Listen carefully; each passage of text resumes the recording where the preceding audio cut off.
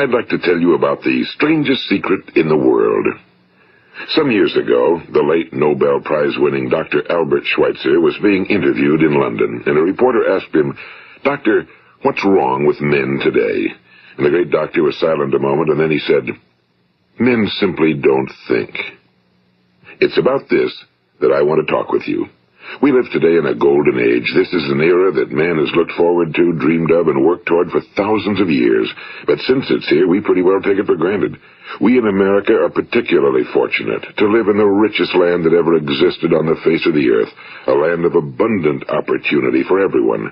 But do you know what happens? Well, let's take 100 men who start even at the age of 25. Do you have any idea what will happen to those men by the time they're 65? These 100 men who all start even at the age of 25 believe they're going to be successful. If you asked any one of these men if he wanted to be a success, he'd tell you he did. And you'd notice that he was eager toward life, that there was a certain sparkle to his eye, an erectness to his carriage, and life seemed like a pretty interesting adventure to him. But by the time they're 65, 1 will be rich. 4 will be financially independent. 5 will still be working. 54 will be broke. Now think a moment. Out of the 100, only 5 make the grade. Now why do so many fail? What has happened to the sparkle that was there when they were 25? What's become of the dreams, the hopes, the plans? And why is there such a large disparity between what these men intended to do and what they actually accomplished? When we say about 5% achieve success, we have to define success. And here's the best definition I've ever been able to find. Success is the progressive realization of a worthy ideal. If a man is working toward a predetermined goal and knows where he's going, that man is a success. If he's not doing that, he's a failure. Success is the progressive realization of a worthy ideal. Rollo May, the distinguished psychiatrist, wrote a wonderful book called Man's Search for Himself. And in this book he says, the opposite of courage in our society is not cowardice. It is conformity. And there you have the trouble today. It's conformity, people acting like everyone else without knowing why, without knowing where they're going. Now think of it. In America right now, there are over 18 million people 65 years of age and older. And most of them are broke. They're dependent on someone else for life's necessities. Now, we learn to read by the time we're 7. We learn to make a living by the time we're 25. Usually by that time, we're not only making a living, we're supporting a family. And yet by the time we're 65, we haven't learned how to become financially independent in the richest land that has ever been known. Why? We conform. And the trouble is that we're acting like the wrong percentage group, the 95 who don't succeed. Now, why do these people conform? Well, they really don't know. These people believe that their lives are shaped by circumstances, by things that happen to them, by exterior forces. They're outer-directed people. A survey was made one time that covered a lot of men, working men, and these men were asked, "Why do you work? Why do you get up in the morning?" 19 out of 20 had no idea. If you ask them, they'll say, well, everyone goes to work in the morning, and that's the reason they do it, because everyone else is doing it. Now let's get back to our definition of success. Who succeeds? The only person who succeeds is the person who is progressively realizing a worthy ideal. He's the person who says, I'm going to become this, and then begins to work toward that goal.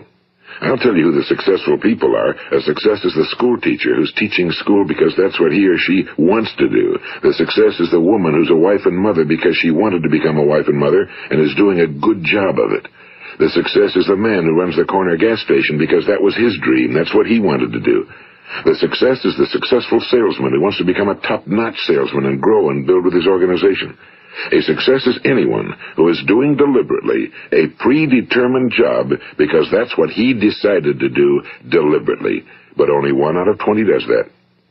That's why today there isn't really any competition unless we make it for ourselves. Instead of competing, all we have to do is create. You know, for 20 years I looked for the key which would determine what would happen to a human being.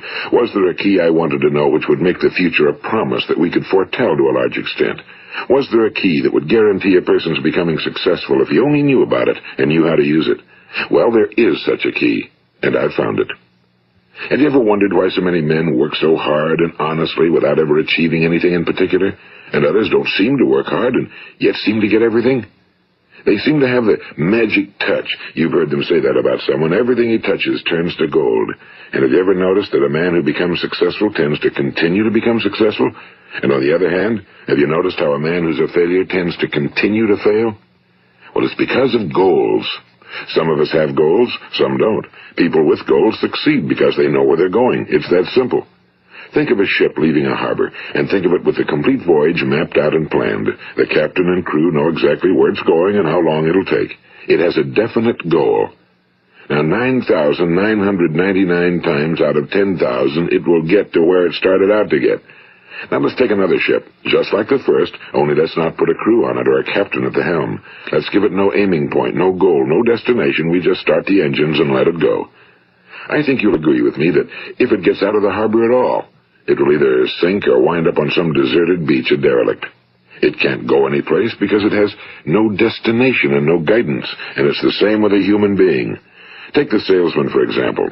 There's no other person in the world today with the future of a good salesman. Selling is the world's highest paid profession, if we're good at it and if we know where we're going. Every company needs top-notch salesmen, and they reward those men. The sky's the limit for them. But how many can you find? Someone once said the human race is fixed, not to prevent the strong from winning, but to prevent the weak from losing. The American economy today can be likened to a convoy in time of war. The entire economy is slowed down to protect its weakest link, just as the convoy had to go at the speed that would permit its slowest vessel to remain in formation. That's why it's so easy to make a living today. It takes no particular brains or talent to make a living and support a family today. So we have a plateau of so-called security, if that's what a person's looking for. But we do have to decide how high above this plateau we want to aim. Now let's get back to the strangest secret in the world, the story that I wanted to tell you today. Why do men with goals succeed in life and men without them fail? Well, let me tell you something which, if you really understand it, will alter your life immediately. If you understand completely what I'm going to tell you from this moment on, your life will never be the same again. You will suddenly find that good luck just seems to be attracted to you. The things you want just seem to fall in line, and from now on you won't have the problems, the worries, the gnawing lump of anxiety that perhaps you've experienced before. Doubt, fear, well, they'll be things of the past. Here's the key to success and the key to failure. We become what we think about. Now let me say that again. We become what we think about. Throughout all history, the great wise men and teachers, philosophers and prophets have disagreed with one another on many different things. It's only on this one point that they are in complete and unanimous agreement. Listen to what Marcus Aurelius, the great Roman emperor, said. A man's life is what his thoughts make of it. Disraeli said this, everything comes if a man will only wait. I've brought myself by long meditation to the conviction that a human being with a settled purpose must accomplish it, and that nothing can resist a will that will stake even existence for its fulfillment. Ralph Waldo Emerson said this, a man is what he thinks about all day long.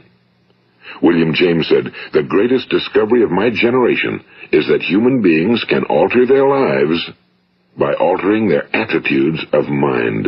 And he also said, we need only in cold blood act as if the thing in question were real, and it will become infallibly real by growing into such a connection with our life that it will become real. It will become so knit with habit and emotion that our interest in it will be those which characterize belief. And he also said, if you only care enough for a result, you will almost certainly attain it. If you wish to be rich, you will be rich. If you wish to be learned, you will be learned. If you wish to be good, you will be good. Only you must then really wish these things and wish them exclusively, and not wish at the same time 100 other incompatible things just as strongly. In the Bible, you read in Mark 9:23, if thou canst believe, all things are possible to him that believeth. My old friend Dr. Norman Vincent Peale put it this way, this is one of the greatest laws in the universe. Fervently do I wish I had discovered it as a very young man. It dawned upon me much later in life, and I found it to be one of the greatest, if not my greatest discovery outside of my relationship to God. The great law, briefly and simply stated, is that if you think in negative terms, you will get negative results. If you think in positive terms, you will achieve positive results. That is the simple fact, he went on to say, which is at the basis of an astonishing law of prosperity and success. In 3 words, believe and succeed. William Shakespeare put it this way: our doubts are traitors and make us lose the good we oft might win by fearing to attempt. George Bernard Shaw said, people are always blaming their circumstances for what they are. I don't believe in circumstances. The people who get on in this world are the people who get up and look for the circumstances they want, and if they can't find them, make them. Well, that's pretty apparent, isn't it? And every person who discovered this for a while believed that he was the first one to work it out. We become what we think about. Now, it stands to reason that a person who's thinking about a concrete and worthwhile goal is going to reach it, because that's what he's thinking about, and we become what we think about. Conversely, the man who has no goal, who doesn't know where he's going, and whose thoughts must therefore be thoughts of confusion and anxiety and fear and worry, becomes what he thinks about. His life becomes one of frustration and fear and anxiety and worry. And if he thinks about nothing, he becomes nothing. Now, how does it work? Why do we become what we think about? Well, I'll tell you how it works as far as we know. Now, to do this, I want to tell you about a situation that parallels the human mind. Suppose a farmer has some land, and it's good fertile land. Now, the land gives the farmer a choice. He may plant in that land whatever he chooses. The land doesn't care. It's up to the farmer to make the decision. Now, remember, we're comparing the human mind with the land because the mind, like the land, doesn't care what you plant in it. It will return what you plant, but it doesn't care what you plant. Now, let's say that the farmer has 2 seeds in his hand. One is a seed of corn. The other is nightshade, a deadly poison. He digs 2 little holes in the earth, and he plants both seeds, one corn, the other nightshade. He covers up the holes, waters, and takes care of the land, and what will happen? Invariably, the land will return what's planted. As it's written in the Bible, as ye sow, so shall ye reap. Now remember, the land doesn't care. It'll return poison in just as wonderful abundance as it will corn. So up come the 2 plants, one corn, one poison. Now, the human mind is far more fertile, far more incredible and mysterious than the land, but it works the same way. It doesn't care what we plant. Success, failure. A concrete, worthwhile goal, or confusion. Misunderstanding, fear, anxiety, and so on. But what we plant, it must return to us. You see, the human mind is the last great unexplored continent on Earth. It contains riches beyond our wildest dreams. It will return anything we want to plant. Now, you might say, well, if that's true, why don't people use their minds more? Well, I think they figured out an answer to that one, too. Our mind comes as standard equipment at birth. It's free, and things that are given to us for nothing we place little value on. Things that we pay money for, we value. The paradox is that exactly the reverse is true. Everything that's really worthwhile in life came to us free. Our minds, our souls, our bodies, our hopes, our dreams, our ambitions, our intelligence, our love of family and children and friends and country, all these priceless possessions are free. But the things that cost us money are actually very cheap and can be replaced at any time. A good man can be completely wiped out and make another fortune. He can do that several times.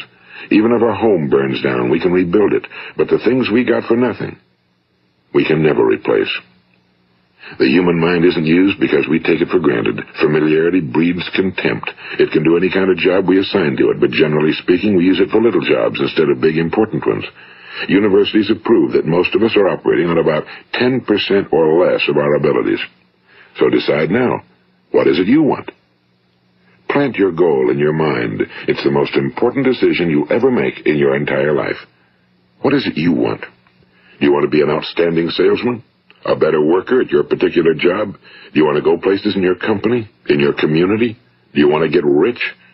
All you've got to do is plant that seed in your mind, care for it, work steadily toward your goal, and it will become a reality. It not only will, there's no way that it cannot. You see, that's a law, like the laws of Sir Isaac Newton, the laws of gravity. If you get on top of a building and jump off, you'll always go down. You'll never go up, and it's the same with all the other laws of nature. They always work. They're inflexible. Think about your goal in a relaxed, positive way. Picture yourself in your mind's eye as having already achieved this goal. See yourself doing the things you will be doing when you've reached your goal. Ours has been called the phenobarbital age, the age of ulcers and nervous breakdowns and tranquilizers. At a time when medical research has raised us to a new plateau of good health and longevity, far too many of us worry ourselves into an early grave, trying to cope with things in our own little personal ways, without learning a few great laws that will take care of everything for us. These things we bring on ourselves through our habitual way of thinking. Every one of us is the sum total of his own thoughts. He is where he is because that's exactly where he really wants to be, whether he'll admit that or not. Each of us must live off the fruit of his thoughts in the future, because what you think today and tomorrow, next month and next year, will mold your life and determine your future. You're guided by your mind. I remember one time I was driving through eastern Arizona, and I saw one of those giant earth-moving machines roaring along the road at about 35 miles an hour with what looked like 30 tons of dirt in it. A tremendous, incredible machine, and there was a little man perched way up on top with the wheel in his hands guiding it. And as I drove along, I was struck by the similarity of that machine to the human mind. Just suppose you're sitting at the controls of such a vast source of energy. Are you going to sit back and fold your arms and let it run itself into a ditch? Or are you going to keep both hands firmly on the wheel and control and direct this power to a specific, worthwhile purpose? It's up to you. You're in the driver's seat. You see, the very law that gives us success is a two-edged sword. We must control our thinking. The same rule that can lead a man to a life of success, wealth, happiness, and all the things he ever dreamed of for himself and his family. That very same law can lead him into the gutter. It's all in how he uses it, for good or for bad. This is the strangest secret in the world. Now, why do I say it's strange, and why do I call it a secret? Actually, it isn't a secret at all. It was first promulgated by some of the earliest wise men, and it appears again and again throughout the Bible, but very few people have learned it, understand it. That's why it's strange, and why for some equally strange reason it virtually remains a secret. I believe that you could go out and walk down the main street of your town and ask one man after another what the secret of success is, and you probably wouldn't run into one man in a month who could tell you. Now, this information is enormously valuable to us if we really understand it and apply it. It's valuable to us not only for our own lives, but the lives of those around us, our families, employees, associates, and friends. Life should be an exciting adventure. It should never be a bore. A man should live fully, be alive. He should be glad to get out of bed in the morning. He should be doing a job he likes to do because he does it well. One time I heard Grove Patterson, the great late editor-in-chief of the Toledo Daily Blade, make a speech, and as he concluded his speech, he said something I've never forgotten. He said, "My years in the newspaper business have convinced me of several things.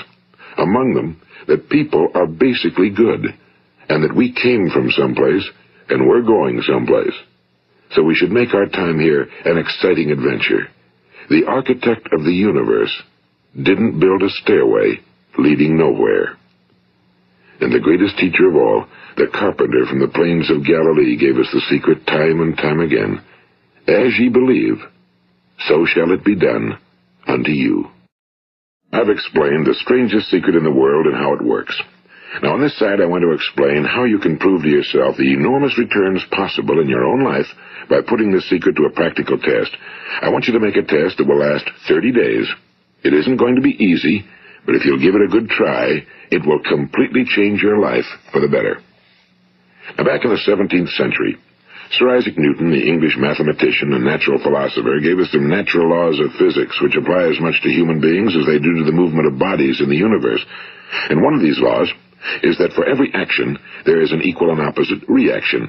Simply stated, as it applies to you and me, it means we can achieve nothing without paying the price. The results of your 30-day experiment will be in direct proportion to the effort you put forth. To be a doctor, you must pay the price of long years of difficult study. To be successful in selling, and remember that each of us succeeds to the extent of his ability to sell. Selling our families on our ideas, selling education in schools, selling our children on the advantages of living the good and honest life, selling our associates and employees on the importance of being exceptional people. To, of course, the profession of selling itself.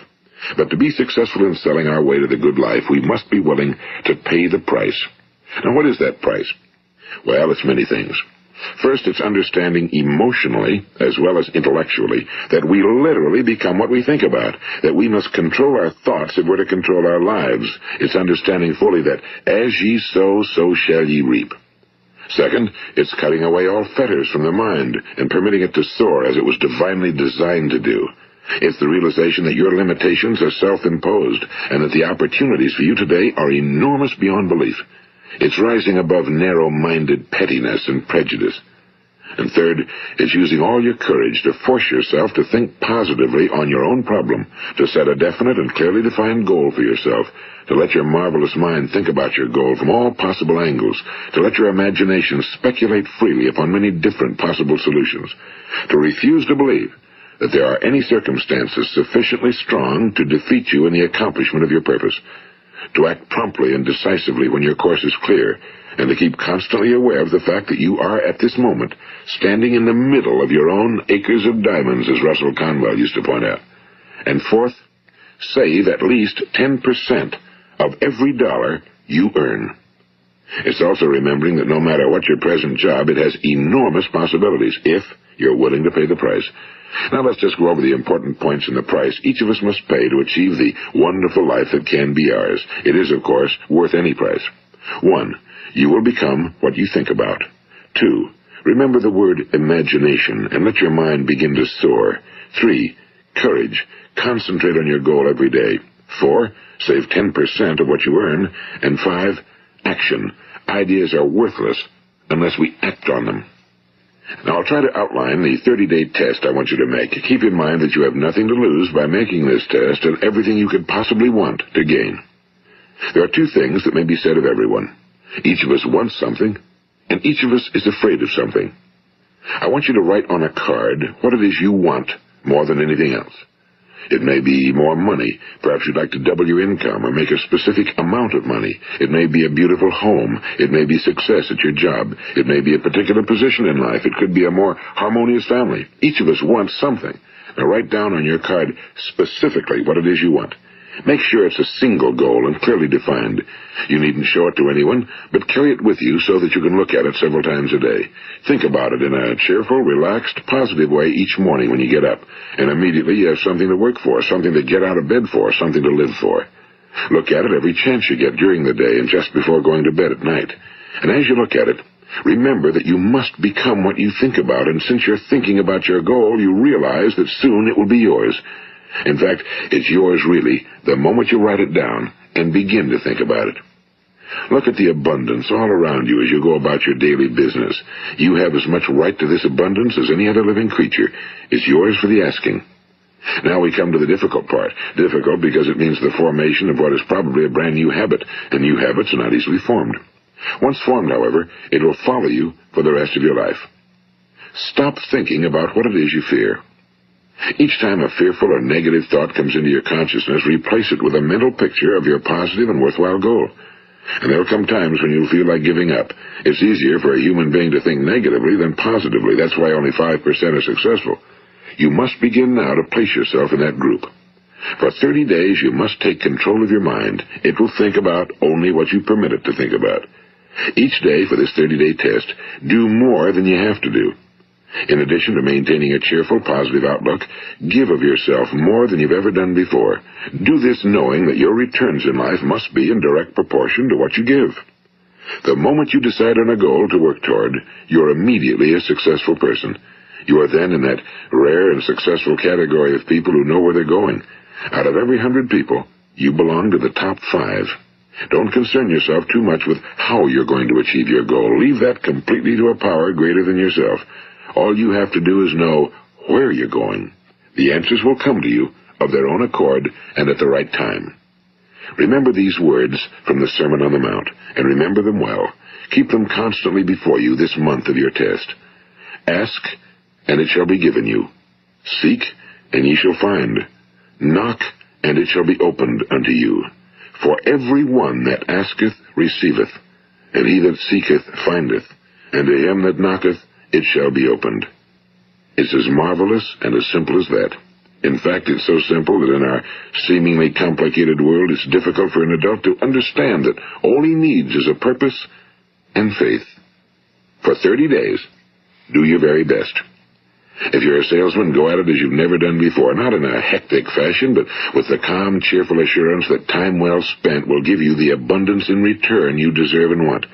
If you're a homemaker, devote your 30-day test to completely giving of yourself without thinking about receiving anything in return, and you'll be amazed at the difference it makes in your life.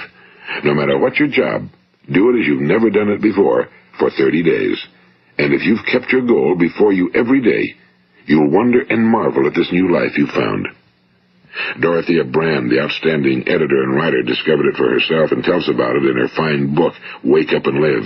Her entire philosophy is reduced to the words, act as though it were impossible to fail. She made her own test with sincerity and faith, and her entire life was changed to one of overwhelming success. Now, you make your test for 30 full days. Don't start your test until you've made up your mind to stick with it. You see, by being persistent, you're demonstrating faith. Persistence is simply another word for faith. If you didn't have faith, you'd never persist. If you should fail during your first 30 days, by that I mean suddenly find yourself overwhelmed by negative thoughts, you've got to start over again from that point and go 30 more days. Gradually, your new habit will form until you find yourself one of that wonderful minority to whom virtually nothing is impossible. And don't forget the card. It's vitally important as you begin this new way of living. On one side of the card, write your goal, whatever it may be. On the other side, write the words we've quoted from the Sermon on the Mount. Ask, and it shall be given you. Seek, and ye shall find. Knock, and it shall be opened unto you. Nothing great was ever accomplished without inspiration. See that during these crucial first 30 days, your own inspiration is kept at a peak. And above all, don't worry. Worry brings fear, and fear is crippling. The only thing that can cause you to worry during your test is trying to do it all yourself. Know that all you have to do is hold your goal before you. Everything else will take care of itself. Remember also to keep calm and cheerful. Don't let petty things annoy you and get you off course. Now, since making this test is difficult, some will say, why should I bother? Well, look at the alternative. No one wants to be a failure. No one really wants to be a mediocre individual. No one wants a life constantly filled with worry and fear and frustration. Therefore, remember that you must reap that which you sow. If you sow negative thoughts, your life will be filled with negative things. If you sow positive thoughts, your life will be cheerful, successful, and positive. Now, gradually, you will have a tendency to forget what you've heard on this recording. Play it often. Keep reminding yourself of what you must do to form this new habit. Gather your whole family around at regular intervals and listen to what's been said here. You know, most men will tell you that they want to make money without understanding the law. The only people who make money work in a mint. The rest of us must earn money. This is what causes those who keep looking for something for nothing or a free ride to fail in life. The only way to earn money is by providing people with services or products which are needed and useful. We exchange our time and our product or service for the other man's money. Therefore, the law is that our financial return will be in direct proportion to our service. Now, success is not the result of making money. Making money is the result of success, and success is in direct proportion to our service. Most people have this law backwards. They believe that you're successful if you earn a lot of money. The truth is that you can only earn money after you're successful. It's like the story of the man who sat in front of the stove and said to it, give me heat, and then I'll add the wood. How many men and women do you know, or do you suppose there are today, who take the same attitude toward life? There are millions. We've got to put the fuel in before we can expect heat. Likewise, we've got to be of service first before we can expect money. Don't concern yourself with the money. Be of service, build, work, dream, create. Do this, and you'll find there's no limit to the prosperity and abundance that will come to you. Prosperity, you know, is founded upon a law of mutual exchange. Any person who contributes to prosperity must prosper in turn himself. Sometimes the return will not come from those you serve, but it must come to you from someplace, because that's the law. For every action, there is an equal and opposite reaction. As you go daily through your 30-day test period, remember that your success will always be measured by the quality and quantity of service you render, and money is a yardstick for measuring this service. No man can get rich himself unless he enriches others. Now, there are no exceptions to a law. You can drive down any street in America and from your car estimate the service that's being rendered by the people living on that street. Had you ever thought of this yardstick before? It's interesting. Some, like ministers and priests and other devoted people, measure their returns in the realm of the spiritual, but again, their returns are equal to their service. Once this law is fully understood, any thinking person can tell his own fortune. If he wants more, he must be of more service to those from whom he receives his return. If he wants less, he has only to reduce his service. This is the price you must pay for what you want. If you believe you can enrich yourself by deluding others, you can end only by deluding yourself. It may take some time, but just as surely as you breathe, you'll get back what you put out. Don't ever make the mistake of thinking you can avert this. It's impossible. The prisons and the streets where the lonely walk are filled with people who tried to make new laws just for themselves. We may avoid the laws of man for a while, but there are greater laws that cannot be broken. An outstanding medical doctor recently pointed out 6 steps that will help you realize success. 1. Set yourself a definite goal. 2. Quit running yourself down. 3. Stop thinking of all the reasons why you cannot be successful and instead think of all the reasons why you can. 4. Trace your attitudes back through your childhood and try to discover where you first got the idea you couldn't be successful, if that's the way you've been thinking. 5. Change the image you have of yourself by writing out a description of the person you would like to be. And 6. Act the part of the successful person you have decided to become. The doctor who wrote those words is a noted West Coast psychiatrist, Dr. David Harold Fink. Do what the experts since the dawn of recorded history have told you you must do. Pay the price by becoming the person you want to become. It's not nearly as difficult as living unsuccessfully. Make your 30-day test, then repeat it again, and each time it will become more a part of you until you'll wonder how you could ever have lived any other way.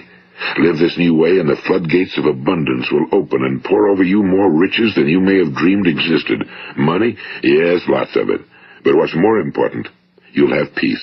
You'll be in that wonderful minority who lead calm, cheerful, successful lives. Start today. You have nothing to lose, but you have a whole life to win. This is Earl Nitingale, and thank you.